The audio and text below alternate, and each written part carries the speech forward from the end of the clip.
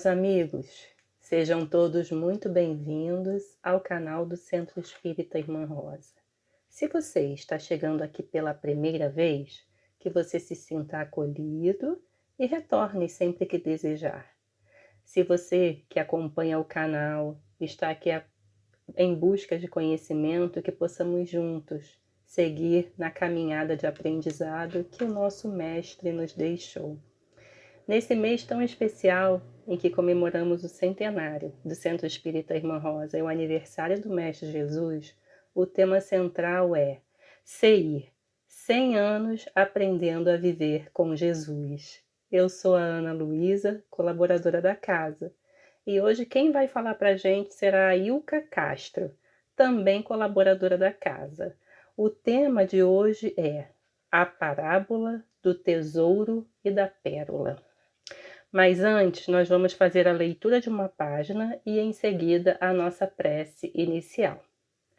A página de hoje é do livro Vinha de Luz, psicografada por Chico Xavier pelo Espírito Emmanuel.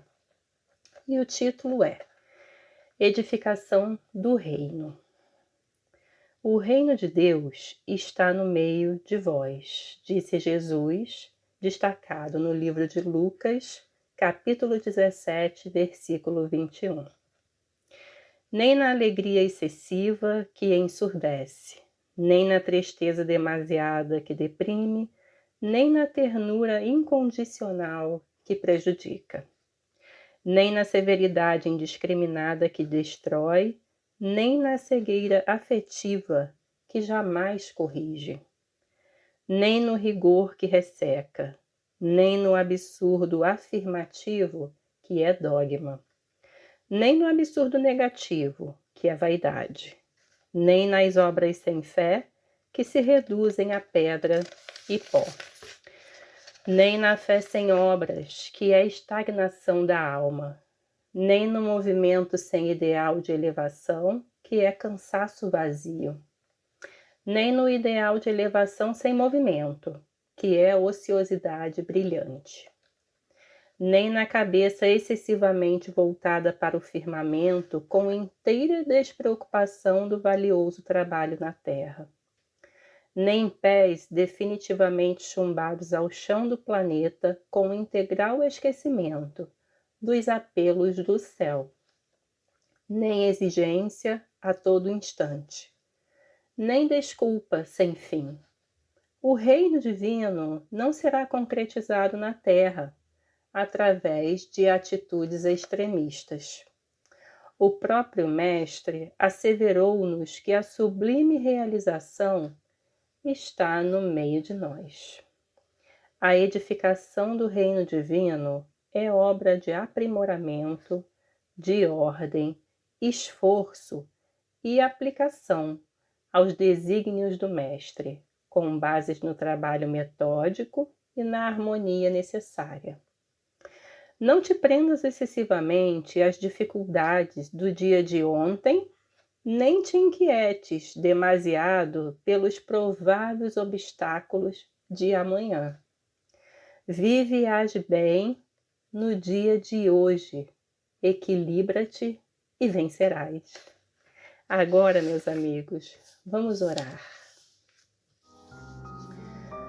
Vamos acalmar o nosso coração, elevar o nosso pensamento ao nosso Mestre amado Jesus, aos benfeitores espirituais da Casa da Irmã Rosa, que sempre nos acolhem, nos iluminam e nos envolvem em seus bálsamos de amor e de esperança. Que possamos nos ligar a esses benfeitores espirituais para podermos receber os ensinamentos que o nosso Mestre nos trará neste dia de hoje, através da nossa querida Ilka Castro. Que possamos ser envolvidos nesses bálsamos de amor e de luz, assim como a Ilka, e que esses bálsamos se estendam por todo o nosso lar, Que assim seja, graças a Deus. E agora, passo a palavra para Ilka Castro. Amigos, muita paz. Que Jesus nos abençoe. O tema das nossas reflexões se refere às parábolas do tesouro escondido e da pérola.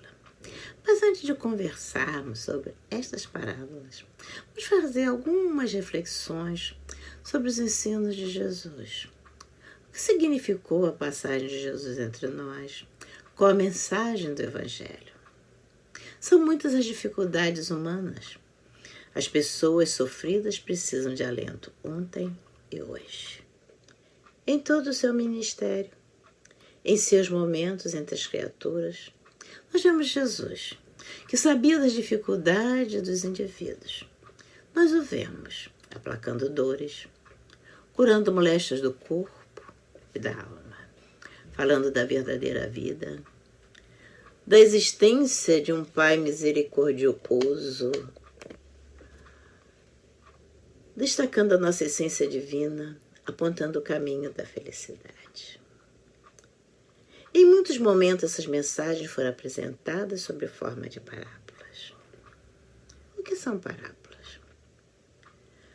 Do dicionário nós temos: é uma narração onde o pensamento é exposto de forma figurada e, por comparação, faz referência a outras realidades de ordem superior. Ou ainda, é uma narrativa alegórica que transmite uma mensagem direta por meio de comparação ou analogia. Usualmente é uma forma de comunicação oral. Esta forma de comunicação chamou a atenção dos apóstolos. Em Mateus, no capítulo 13, versículos 10 a 17, nós encontramos: os apóstolos perguntam a Jesus: por que fala para eles? A multidão que não vê Jesus por parábolas. Responde Jesus: porque a vós é dado conhecer os mistérios do reino dos céus, mas a eles não lhes é dado. Lhes falo por parábolas, porque eles vendo não veem, ouvindo não ouvem, nem compreendem. Mas em relação a vós, bem-aventurados sejam os vossos olhos, porque veem, os vossos ouvidos, porque ouvem.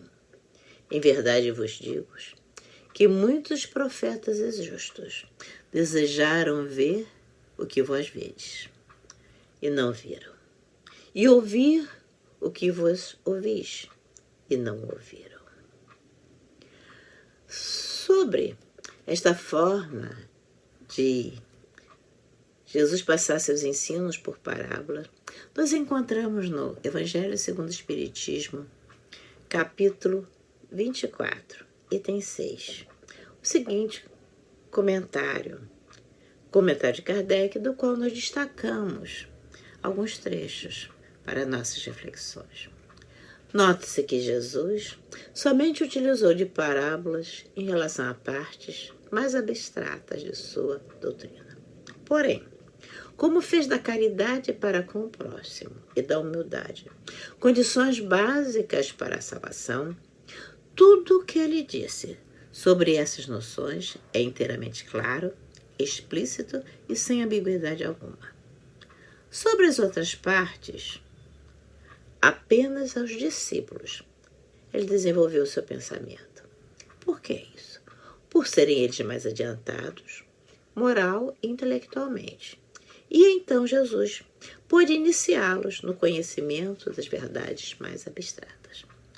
Entretanto, mesmo com os apóstolos, conservou-se impreciso acerca de muitos pontos, cuja completa compreensão ficaria reservada a tempos posteriores.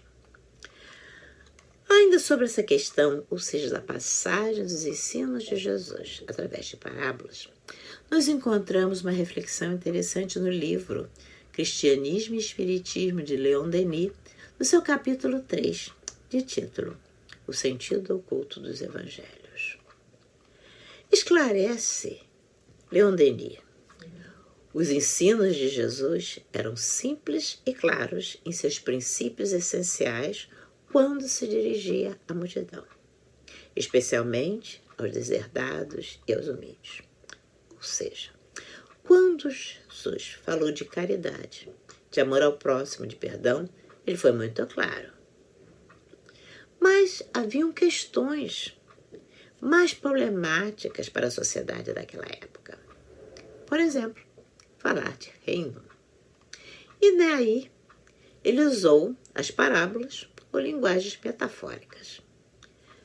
Mas, no entanto, como nos diz Leon Denis, neste texto, em todos os momentos, em todas as suas mensagens, todas elas, tudo que ali era feito era para mover os corações, para arrebatar as almas até o entusiasmo, iluminando e fortalecendo as consciências. No livro Em Torno do Mestre, de Vinícius, nós encontramos o seguinte comentário. Jesus, como sábio educador, costumava recorrer às parábolas com frequência para melhor interessar e impressionar seus ouvintes. Este processo é eminentemente prático e pedagógico, pois supre as deficiências intelectuais do educando, sempre que trata de assuntos transcendentais. E Joana de Ângeles nos traz uma reflexão que é importante para nós, outros. No livro Jesus e o Evangelho à Luz da Psicologia Profunda, ela nos chama a atenção para o seguinte. As parábolas de Jesus, construídas a partir das lições do cotidiano, são discursos para todos os períodos do desenvolvimento social e psicológico das criaturas. Mas vamos às parábolas que serão objeto das nossas reflexões. A parábola do tesouro escondido e da pérola. Nós encontramos em Mateus, no seu capítulo 13, versículos 44 a 46. No versículo 44 nós temos: o reino dos céus é semelhante ao tesouro escondido no campo, que quando o homem o acha, o esconde e pela alegria que sente, vai e vende tudo o que tem e compra aquele campo. No versículo 45, novamente, o reino dos céus é semelhante a um negociante que busca boas pérolas. E no versículo 46, e tendo achado uma de grande preço, vai vender tudo o que tem e a compra. Estas parábolas fazem parte de um grupo de parábolas onde Jesus apresenta o reino de Deus. Por exemplo, a parábola da rede, do grão de mostarda, do fermento e outras. Nestas parábolas, o tesouro escondido e da pérola, objeto do nosso estudo, o reino de Deus, o reino dos céus, é apresentado como um bem tão precioso que se daria tudo o que se tem de valor para obter esse bem. Percebemos que Jesus enfatiza a felicidade e a aventura de quem encontra tais riquezas, a ponto de dispor de todos os demais bens que possui para ter estes bens, este tesouro e esta pérola. Aqui nós vamos fazer um comentário, porque em todo o nosso estudo, toda essa nossa discussão, toda essa nossa reflexão, nós vamos fazer referência ao reino de Deus ou ao reino dos céus. Porque nós temos que Mateus faz referência ao reino dos céus, os demais evangelistas faz referência ao reino de Deus. Mas nós vamos verificar que em muitas passagens dos evangelhos, algumas dizendo a mesma coisa, cada um vai usar o reino de Deus ou o reino dos céus. Então, eles são como sinônimos para nós. Mas o que é o reino de Deus? Ou o reino dos céus? Onde se encontra esse reino? Como alcançá-lo? Temos dificuldade de entender sobre esse reino que Jesus vem nos falar. E sobre essa questão, Amélia Rodrigues nos traz uma narrativa de uma conversa entre Pedro e Jesus, onde Pedro pergunta a Jesus. Essa narrativa se encontra no livro Dias Venturosos e tem o título O Reino dos Céus. Pergunta Pedro: falas Mestre, a respeito do reino dos céus, enriquecendo-nos a imaginação com símbolos incomuns para a nossa compreensão. Acreditamos nas tuas palavras. No entanto, acostumados à pesca rude, aos trabalhos desgastantes, sem hábitos mentais diferentes, todos nos inquirimos: como será esse lugar? Eu próprio me tenho interrogado: onde fica? Onde é constituído? E como é constituído? Segundo Amélia Rodrigues, Jesus responde: o reino dos céus é um recanto calmo e silencioso do mundo interior, onde repousam todas as ansiedades. Proporciona alegria de viver, confiança no futuro, equilíbrio de ação e dá sentido à existência corporal.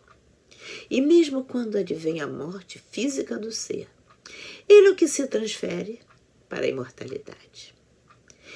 E, segundo Amélia, continua Jesus, as suas fronteiras não podem ser conhecidas, porque são infinitas. A sua constituição escapa a qualquer definição, somente podendo ser apreendida pela emoção e a razão, que dispensam palavras. Lá não existe sofrimento nem medo.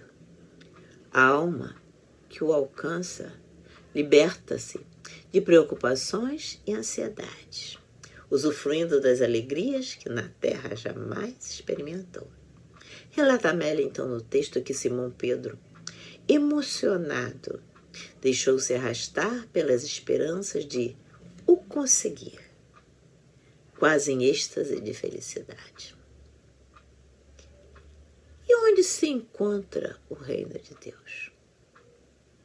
Em Lucas, no capítulo 17, versículos de 20 a 21, nós encontramos: o reino de Deus está dentro de nós.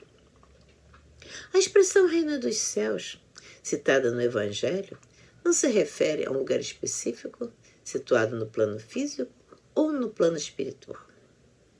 Emmanuel nos orienta no livro Caminho, Verdade e Vida, lição 107, de título Vinda do Reino.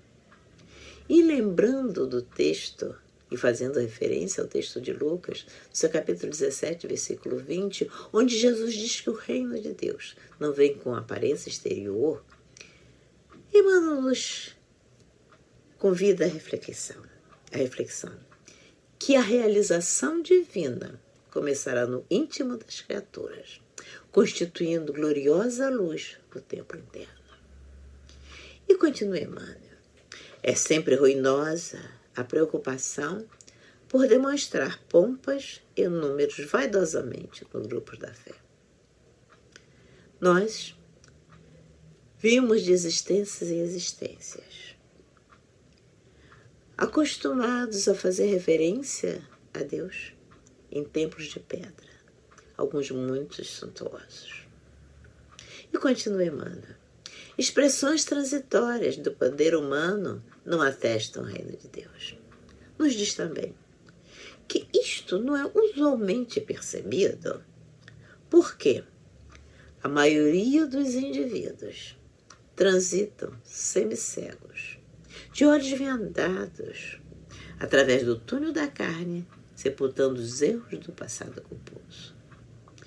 Nestas parábolas, objeto de nossa conversa, nós vamos perceber que predomina o sentido da transformação espiritual pela aquisição de virtudes, que é o objetivo da encarnação.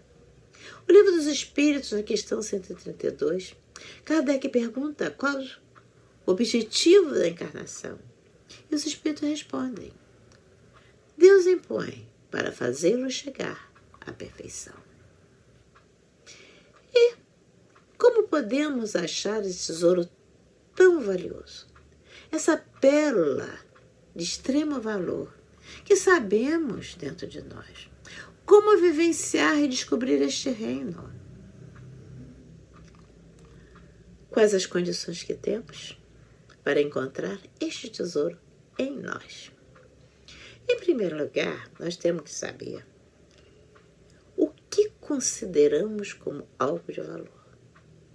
O que usualmente entendemos como tesouro. como coisas de real valor, que são realmente importantes para nós. Como vemos as nossas posses terrenas? Como algo extremamente necessário ao nosso bem-estar fundamental? Ou apenas utilidades para este momento encarnatório? De modo geral, os nossos valores são aqueles que a sociedade em que vivemos considera como importantes. A fama, posição social, bens. E nos dizem os espíritos que estas coisas são precárias e incertas, são bens transitórios. Então, é necessário mudar com firmeza o nosso entendimento do que é importante. E é comum nós nos lembrarmos de famílias, os pais que obrigam os filhos para ir à escola, para serem alguém na vida.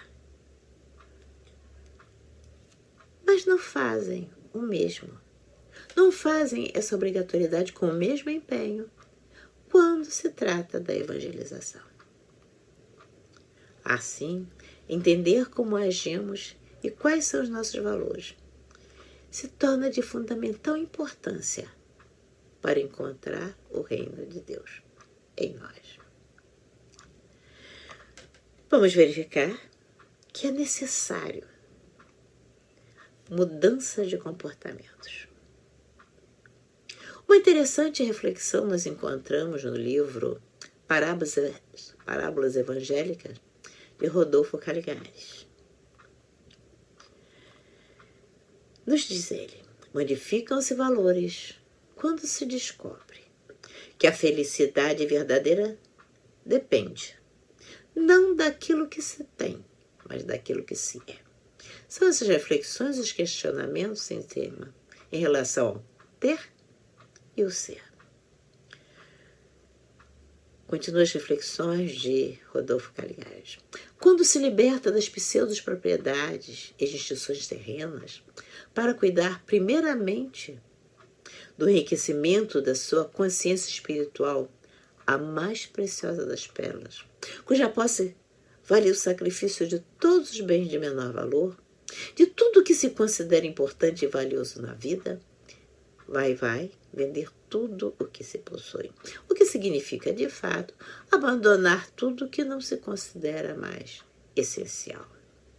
Atenção aqui. Não se deve entender que a posse de valores espirituais seja incompatível com a posse das coisas materiais. Ou seja, as posses dos bens terrenos, dos bens materiais, não impede a conquista de valores morais. Vamos lembrar a passagem de Jesus e Zaqueu. Zaqueu, o rico cobrador de impostos, que queria encontrar Jesus.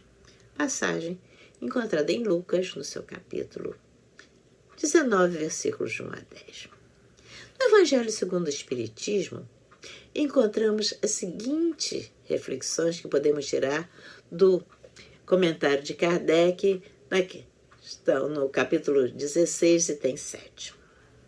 Se a riqueza fosse um obstáculo absoluto à salvação dos que a possuem, conforme se poderia inferir de certas palavras de Jesus, que são muitas vezes interpretadas segundo a letra e não segundo o espírito, Deus, que concede esses bens, teria posto nas mãos de alguns um instrumento de perdição sem apelação alguma. Ideia que repugnasse a razão, nos diz Kardec. Temos então a seguinte orientação dos espíritos. O fato da riqueza tornar, em muitos momentos, difícil a jornada, não se pode concluir que não possa vir a ser um meio de salvação para aquele que dela sabe servir-se. Isto como certos venenos podem restituir a saúde se empregados a propósito e com discernimento. Mas por que é tão difícil a mudança de nossos comportamentos? Nós sabemos que esse processo de alterar, de conquistar novos valores, Mudar formas de agir é um processo difícil. Temos dificuldades de encontrar verdadeiros valores. Por quê? No Livro dos Espíritos, na questão 785, os espíritos dizem que os maiores obstáculos para o progresso moral são o orgulho e o egoísmo. Essa questão se encontra na lei do progresso. E ainda os espíritos consideram que o egoísmo como o pior dos vícios, como podemos também ver na questão 913. Na questão do Livro dos Espíritos 917, nós vamos encontrar uma mensagem de Fenelon, da qual nós extraímos alguns textos para a nossa reflexão. De todas as imperfeições humanas, nos diz Fenelon, o egoísmo é a mais difícil de se perder. E por que isso? Porque tem origem na influência da matéria sobre o indivíduo, sobre o ser. Influência da qual ainda é difícil de se libertar. Por quê? Em toda a existência, em tudo que se vivencia, tudo concorre para essa influência. As leis, as organizações sociais, como é visto o processo educacional. E isto nos coloca um véu nos olhos para que possamos perceber com clareza o que de fato precisamos, o que de fato é essencial. Nos orienta Fenelon nessa questão. O egoísmo se enfraquecerá à proporção que a vida moral for predominando sobre a vida material. Como o Espiritismo pode ajudar? Oferecendo o entendimento do vosso estado futuro, real e não desfigurado por ficções alegóricas, nos falando do céu maravilhoso e do inferno tenebroso. Quando as lições espíritas estiverem mais presentes nos costumes e crenças das pessoas, o Espiritismo, então, transformará os hábitos, os usos e as relações sociais. O egoísmo, então, diminuirá quando os valores morais forem superiores aos valores materiais. Concluímos, então, que os espíritos nos orientam que, para o nosso progresso espiritual, é necessário viver mais intensa e sinceramente em função de ideais superiores, dedicando a eles maiores atenção do que dedicamos às aquisições materiais. Aquisições materiais devem ser vistas apenas como um meio de realizarmos os nossos objetivos e não como um fim em si mesmo. Aprendemos que o tesouro a que se refere a parábola, o reino dos céus, entendido como aquisição de valores espirituais. A doutrina espírita nos orienta sobre os ensinos de Jesus, como o cristianismo redivivo. E aí nos oferece um roteiro seguro para encontrarmos esse tesouro. Resgata o significado original dos ensinamentos de Jesus. Nos ensinos espíritas, o reino de Deus é uma conquista do espírito, progresso espiritual. Indica um estado de alma, de plenitude espiritual. Em geral, nós buscamos fora de nós, no exterior, este proclamado reino de Deus, em cultos exteriores, cultos de aparências. Sempre buscamos a felicidade vinda de algum lugar. No entanto, com os esclarecimentos precisos que a doutrina espírita nos oferece, temos condições de descobrir no campo de nós mesmos este tesouro, esta pérola.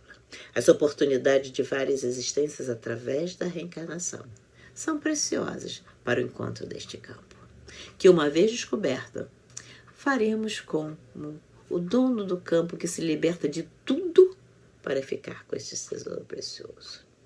Sabemos que no atual momento encarnatório em que nos encontramos, ainda temos muitas dificuldades de dar valor ao que realmente é importante.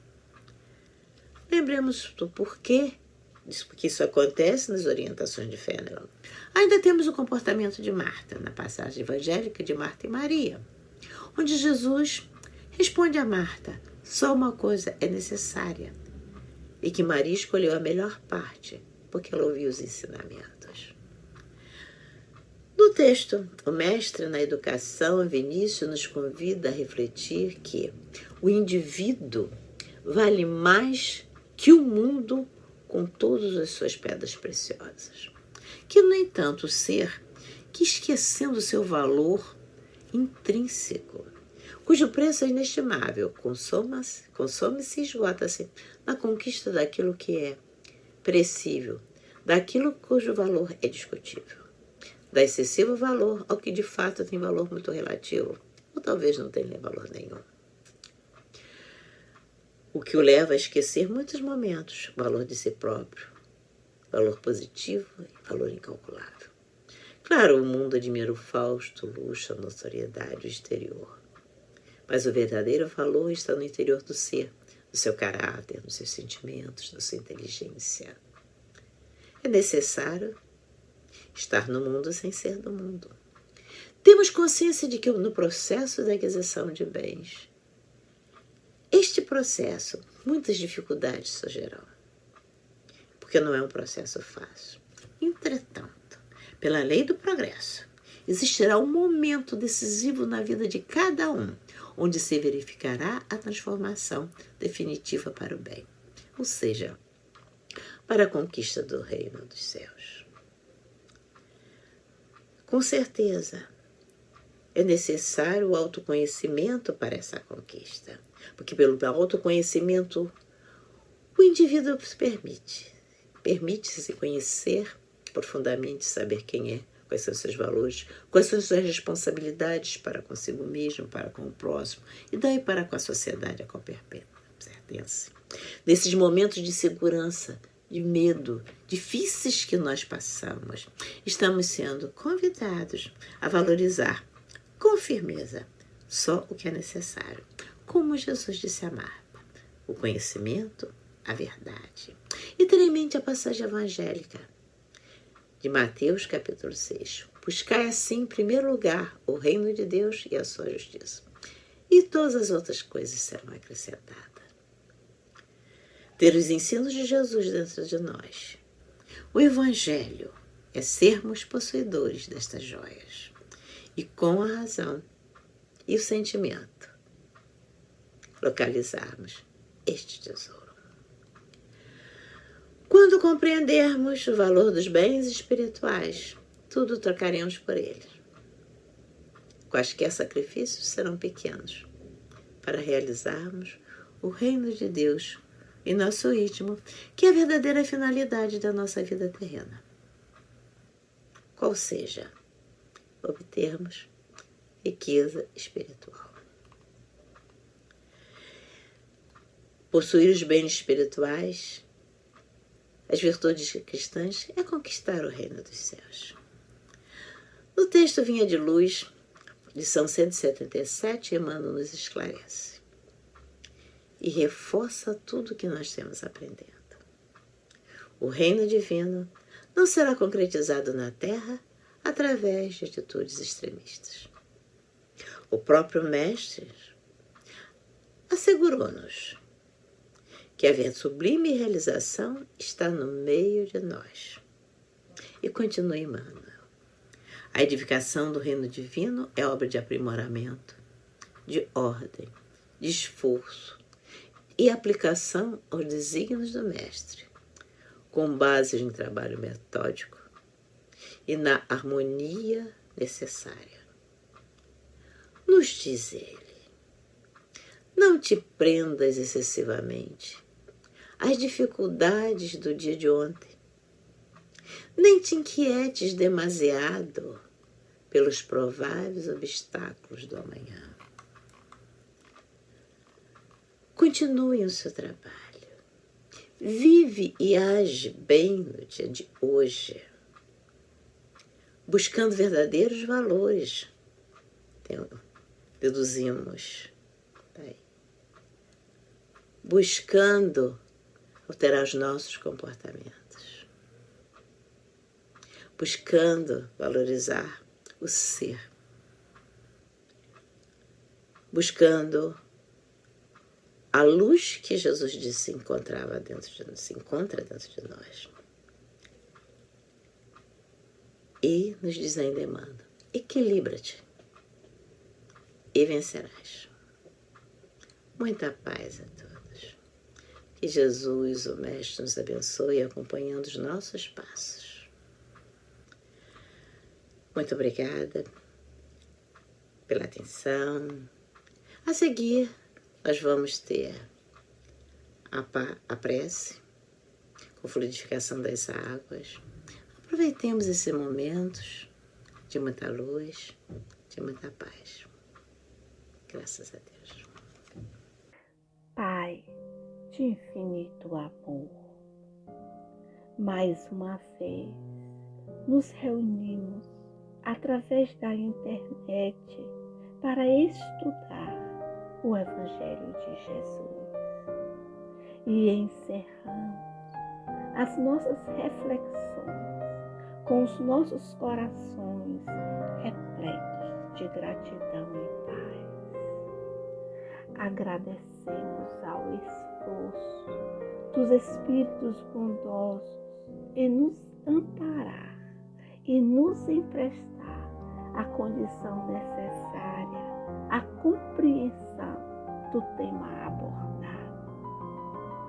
Pai amado, nós te agradecemos a todas as oportunidades que nos foram oferecidas durante este ano para crescer em tua direção. Abençoa os nossos corações, ainda tão infantis e imaturos, com a esperança da felicidade futura. Irmã Rosa, estrela que nos guia, permite, querida irmã, que os espíritos trabalhadores de nossa casa possam adentrar em nossos lares, envolvendo todos os recantos com a luz da paz e da harmonia, encontrando porventura irmãos carentes, que eles sejam recolhidos e amparados. Na condição de pedintes de luz, humildemente estendemos as nossas mãos para receber o pão da salvação. Empresta-nos a coragem de lutar em benefício da educação das nossas imperfeições, mas estendemos a paz que nos envolve, que experimentamos neste momento, a todos os carentes de amor da orbe que ora nos acolhe. Irmã Rosa, dedicada mãe de todos nós, apresentamos as águas para serem fluidificadas, rogando que nelas sejam depositados os fluidos necessários ao nosso equilíbrio. Encerramos, tendo a certeza que a luz, a paz e a harmonia irá permanecer nos nossos corações.